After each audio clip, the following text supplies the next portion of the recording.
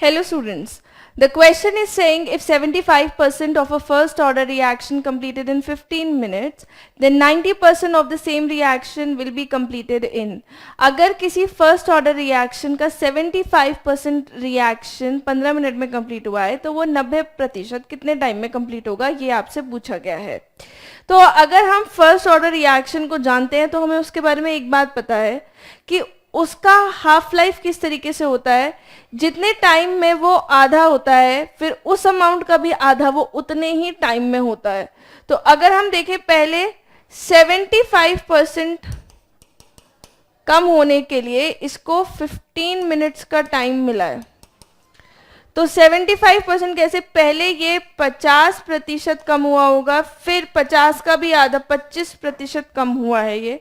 तो यानी कि इसमें दो हाफ लाइफ्स हो गई हैं.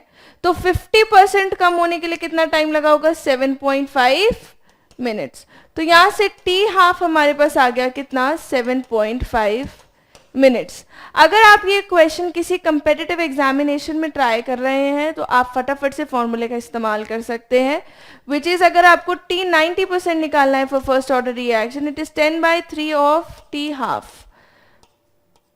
So it will be 10/3 of 7.5, it is 25 minutes. ठीक है, यहां से हमें पता लग रहा है बी ऑप्शन करेक्ट है. अगर आपको ये पूरा सॉल्व करके आंसर करना है तो आप क्या करेंगे कि 90% कम होने के लिए टी हाफ आपको पता चल गया.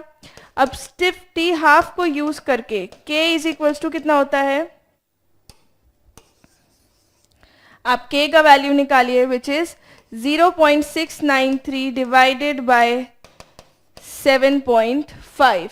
Now put it here कि T 90% कम होने के लिए कितना लगेगा, 2.303 divided by K log of A. अगर if A is the concentration और left कितना रह जाएगा, ये 0.1 of A, क्योंकि 10% ही बच गया है reactant. The concentration of reactant now left is 10%.